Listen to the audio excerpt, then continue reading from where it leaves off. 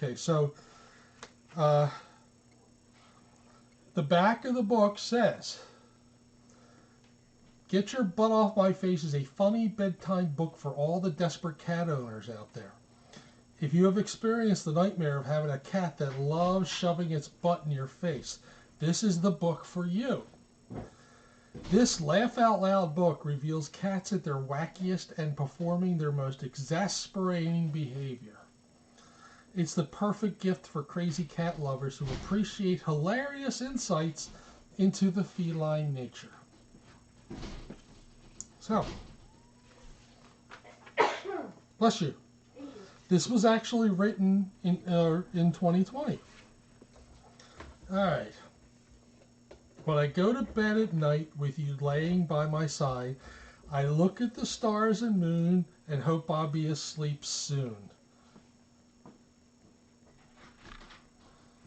It's kind of like gown. I'm dreaming I'm inside a cloud. I feel so blessed and full of grace. Then I hear a meow so loud and see your butt on top of my face.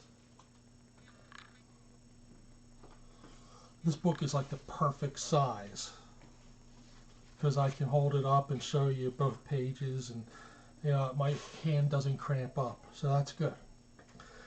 I decide to get up and go to work because I need to earn some dough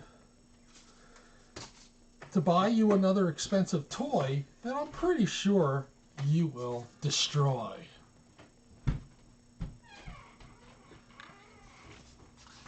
Hello. When I return home through the front door, I want to pet you till you say no more. Then caress your fluffy belly and finally sit in front of the telly. That tells me that the lady must be British, because there's a couple words in here that just I know are usually on the other side of the pond they use the term telly.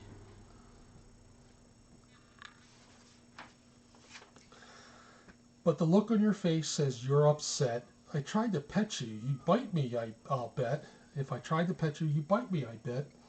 You turn your back and show me your bum. I suppose that's a kind of cat's welcome. Bum, another word from across the pond. I'm going to walk out there and see if somebody pops up at all. I then realize the house is a mess. You've been partying all day, I guess. There's cat hair everywhere, even on my fresh underwear. And I think we can all identify with this. If you leave a basket of clothes out, you know. Today, I made the mistake of, leaving my computer on for work, and I had to get something to eat, so I went to the kitchen. When I came back, there was Guinness right on there. And it's amazing because he opened up all these things. You are indeed a curious cat. If I feed you kibble, you'd want a rat. If I buy you a brand new bed, you'd sleep on the couch instead. That's funny because you know how they are.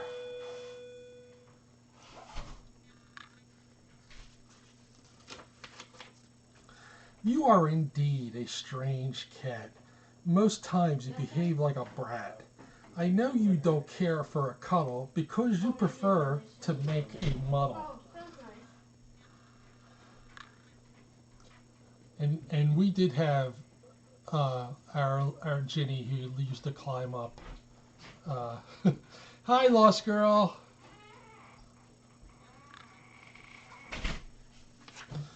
When I tell you that you need to stop, you decide to sit on my laptop. Now my keyboard smells like your butt, and it makes me feel sick to my gut. It's funny, I just was talking about Guinness, how he just loves sitting on the computer. He doesn't have much time for much opportunity anymore because I try to lock him out if I'm working. But sometimes I don't do it. You ignore me and start licking your paw. You lick every single claw. Then you proceed to lick your tail.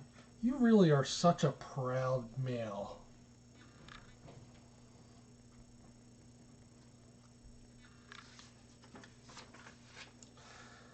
Your butthole comes next, and it's no use to protest because I know what comes next. You lick my face, and I feel vexed.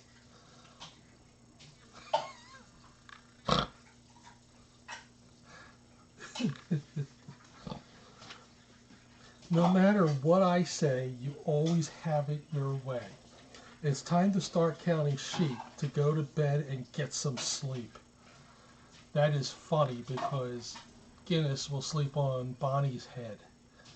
And she, it wakes her right up, and she gets she's allergic, and so I think we all have an issue. I close my eyes and start to dream.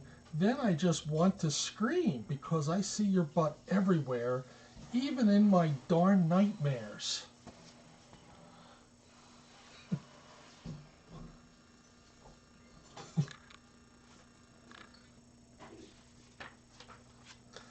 I open my eyes and there is your butt.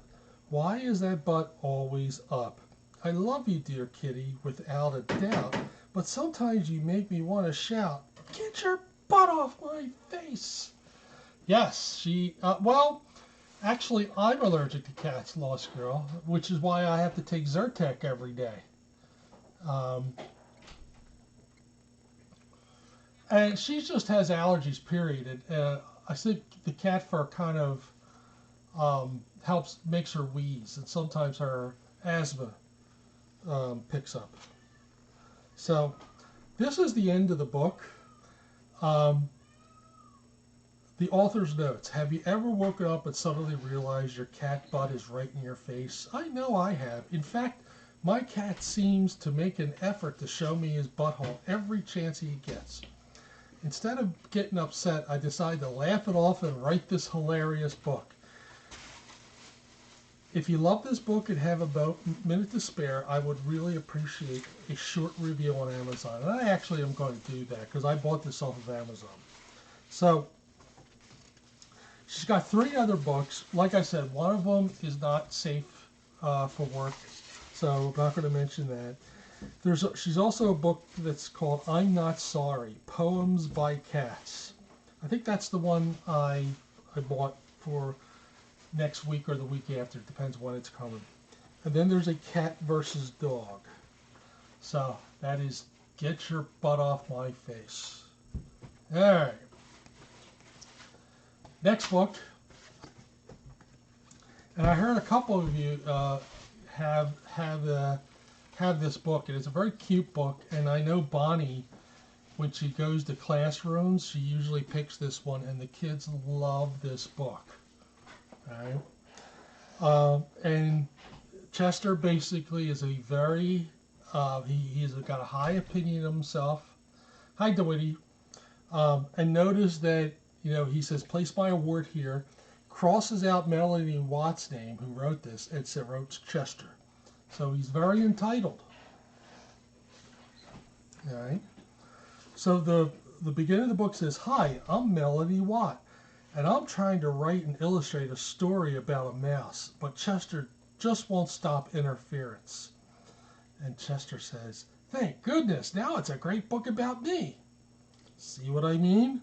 Chester keeps doodling on and rewriting my story with his annoying red marker. How am I supposed to deal with this cat upstaging me at every turn?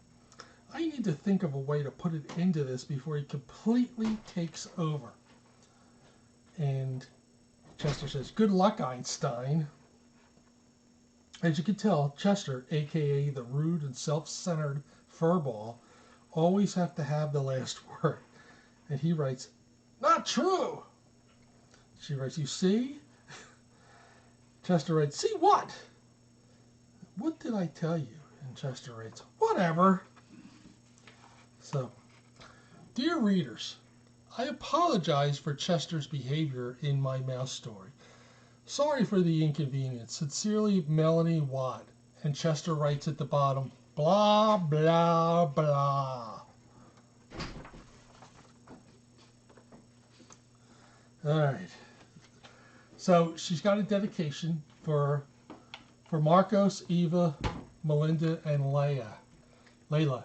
However, Chester crossed it out, and Chester writes, for Chester, because I could not have made this book without him. He's the smartest, most handsome cat in the world. I wish I could be like him someday. All right. And just to show you, it says written and illustrated by Melanie Watt, but look what Chester wrote in the beginning. All right. Once upon a time, there was a mouse. He lived in a house in the country. And then Chester writes, then Mouse packed his bags and went on a trip very, very far away, and we never saw him again. And then the book, they show the mouse, but then Chester circles the mouse and says, hasta la vista, mousey.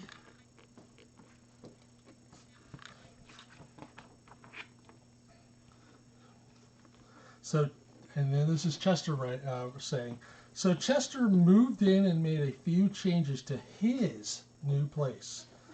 And then you're going to see, he wrote down my curtains, Chester's home sweet home, and all of the pictures. Do you see he drew over them? All right. The cheese he crossed out and put a fish there.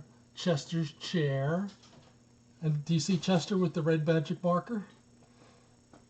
And do you also see that he drew a ball of yarn?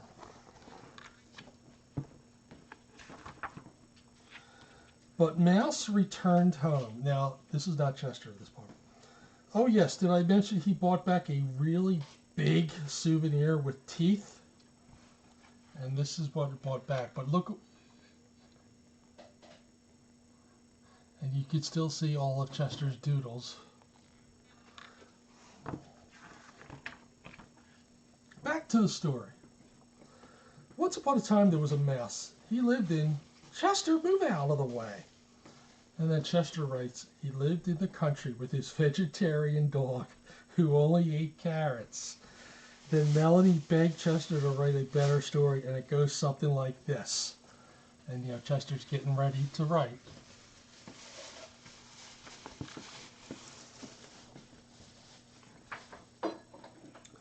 And this is Chester. Once upon a time there was me. Chester stands for charming, handsome, envy of Mouse, smart, talented, envy of Melanie, really handsome. Chester lived in Chesterville where mice weren't allowed. It was a beautiful day.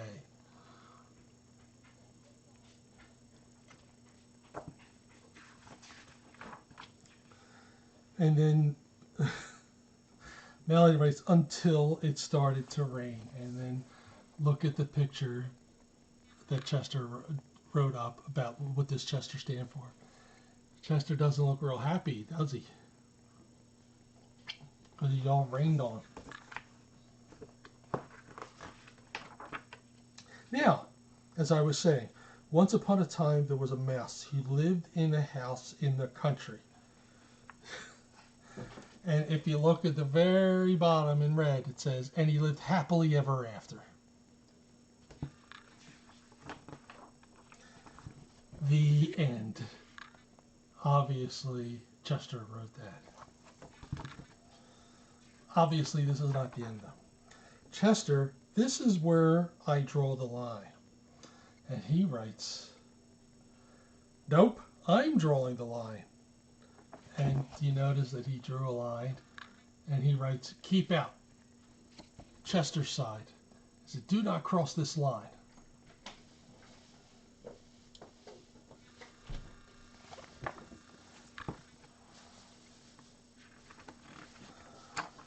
Chester, that's enough. Hand over the marker this instant. He writes, Chester's busy. And he has a picture of himself here with the marker, and he draws like he's dreaming. Hi, I am Melanie Watt, and I am very angry. Do you see that Chester wrote that? And then here's the mouse. It says, hello, I am boring, and I am jealous of Chester.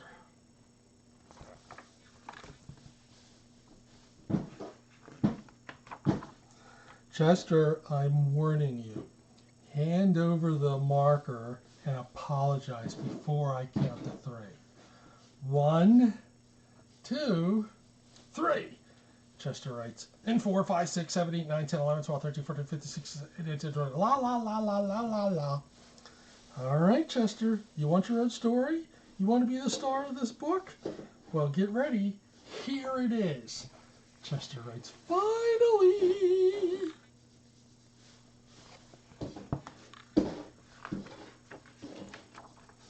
Once upon a time, there was a cat named Chester. He lived in a house in the country. So there's Chester, introducing the Chester. Chester was a very handsome cat, especially when he wore pink. And then there's a picture of Chester that says, "You want it."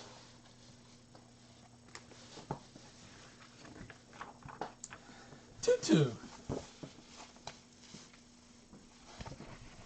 So there's Chester in a pink tutu, and he writes, "Now it's personal."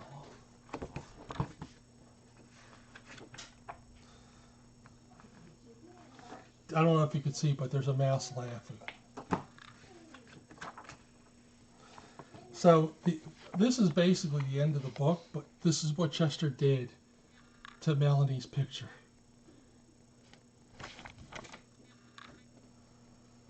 Right.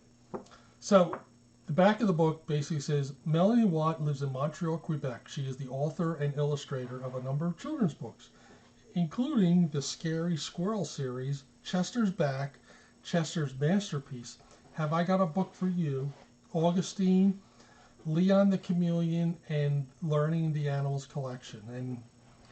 And Chester writes, boring! And the Scaredy Squirrel series, he writes, Scaredy who? And after all the books that I read, this biography is putting me to sleep. Chester has been harassing Melanie to feature him in his very own picture since 1999. And Chester writes, forget what's her name. Chester is the real author and illustrator of Chester, critically acclaimed by Chester himself. It's the best book in the universe. More praise for Chester. Triumphant debut, Mouse. Chester is a genius. His art reminds me of Michelangelo, but with more emotional depth. From Melanie Watt. So, the end of the book, he has a little note, sticky note on the back that says, mice rule. You see, you got the mouse with the scotch tape. And that is the end of Chester. Now, we don't know any cats who are that self-centered, do we? Cats never are so self-centered.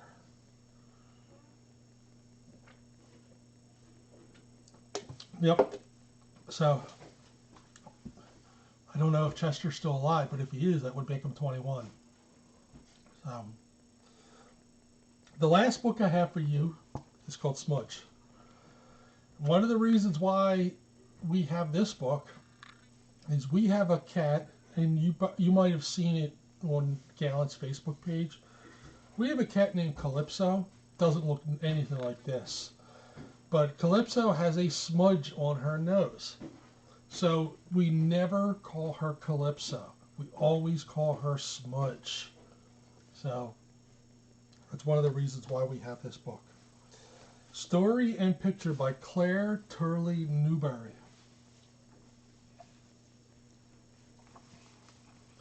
And I think what I'm going to do is I'm going to take the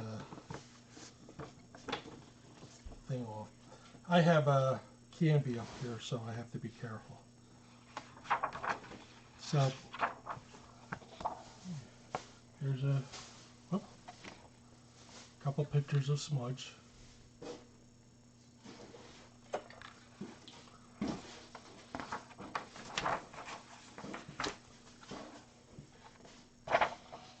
a picture of Smudge.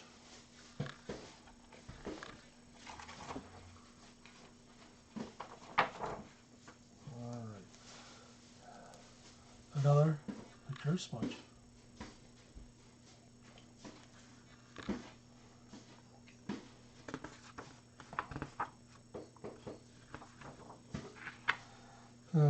To Janet Ray. Here comes the Rachel.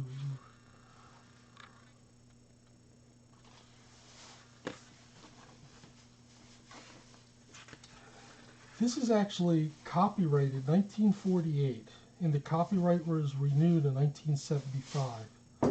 So this is an older book. You're right. Yeah, Basket Case Kitty, you are absolutely right. Muff was delighted with her new kittens. She purred and purred.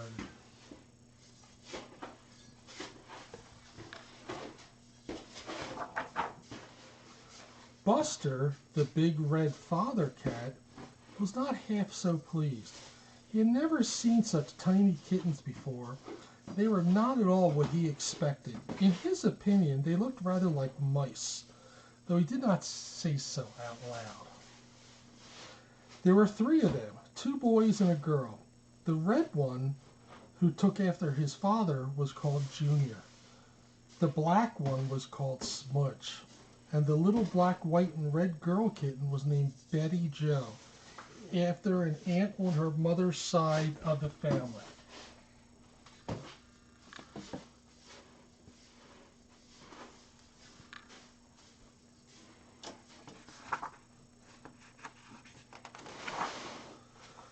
At first, the kittens did nothing but eat and sleep. They did not even open their eyes. But every day, they grew a little fatter and a little fluffier. And every day, they looked more like kittens. There we go.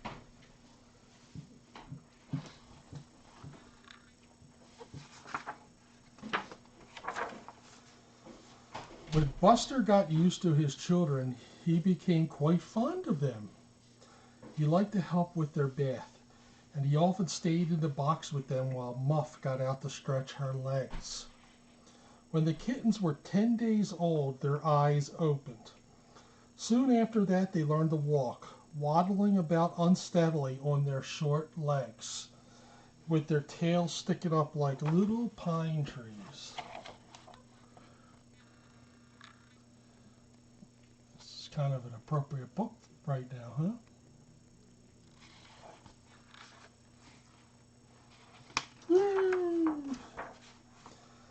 Presently, they began to wander about the world outside their box, and to stand on tiptoe to look over the edge.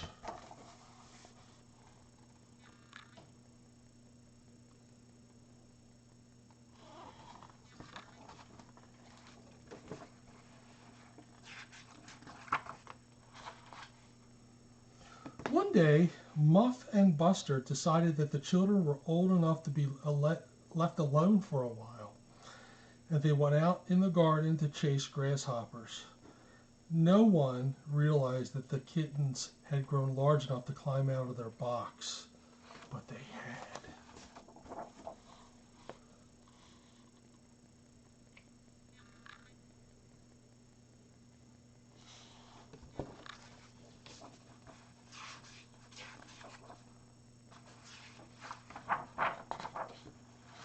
Smudge, who was the bravest, was the first over the side. Junior quickly followed, and then Betty Jo. There they were in a big room full of ominous-looking furniture, but the kittens wisely took no chances.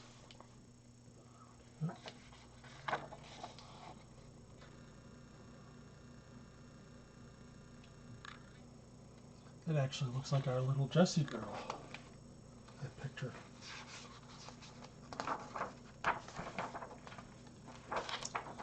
They crept very quietly all over the place, sniffing everything to see if it were dangerous. However, when nothing growled or barked, or pounced at them, they forgot to be afraid, and they began to play.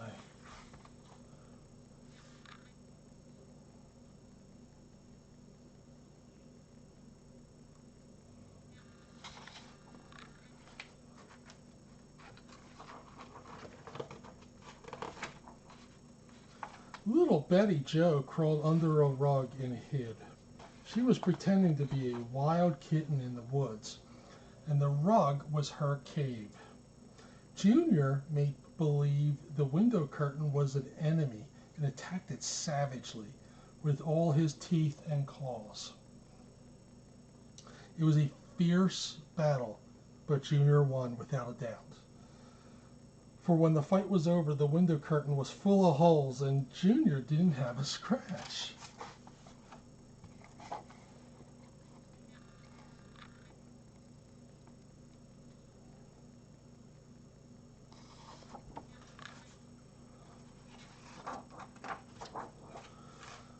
Then Smudge, who was a very brave kitten, climbed up the side of the sofa and jumped onto the table.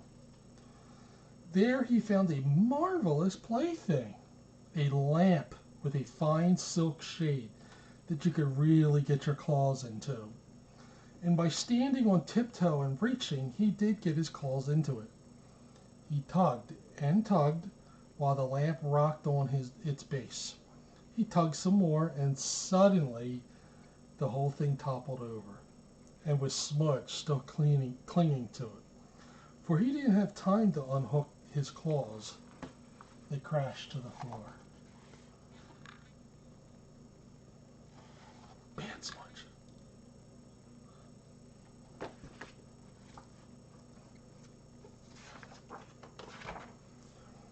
Meow! Shrieked Smudge.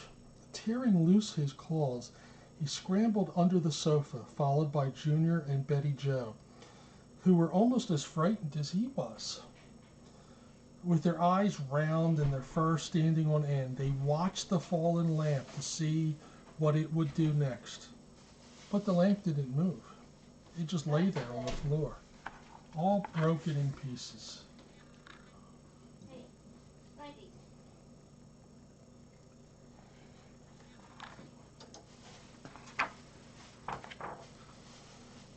Purr, purr, purr, called Muff anxiously when she first heard Smudge cry, and she rushed back into the house.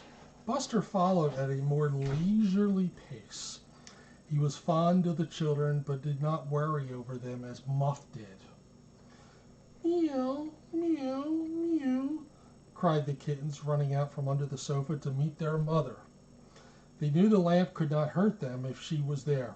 Muff sniffed them all over very carefully and was greatly relieved to find that they still had all their paws and tails and whiskers. Just the same, she did not like to have them running about in the room where anything might happen. And she told them so over and over in cat language. Then she seized Smudge by the scruff of his neck and dragged him back to the box and plopped him in. She returned for Junior and finally for Betty Jo. When they were all three safe in the box again, she leapt in with them and washed them with her rough pink tongue. That night the kitties were very hungry after all of their adventures, and after supper they were very tired. When bedtime came, do you suppose they begged Muff to tell them another story? Or teased Buster to let them stay 5 minutes longer? Of course not. So this one doesn't have any pictures, so I'm not going to show you this page. But the next one shows you that they all fell asleep.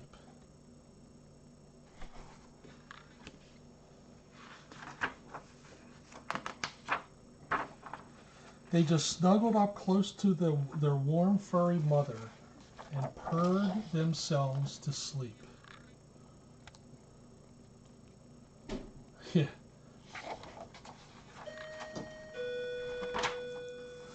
And I believe this is the end of the book. There's a couple more pictures. So that is our 3 books for this week. And I did not realize that this Smudge book was written in 1948. That's actually pretty good because I kind of forget. I know the kitty litter was kind of invented. I don't know if it was in the 40s or something, but until kitty litter was invented, I don't think cats stayed inside. Cats were indoor, outdoor. Yeah. So I'm gonna get up and take a little break, and I'll be back at the here because unfortunately the stool is not good for my posterior. Hi, Alma. Lucy. Alma. Where are you hiding? Hi, Magic. There you are. Honey, are you hungry? Huh? Come here, little girl.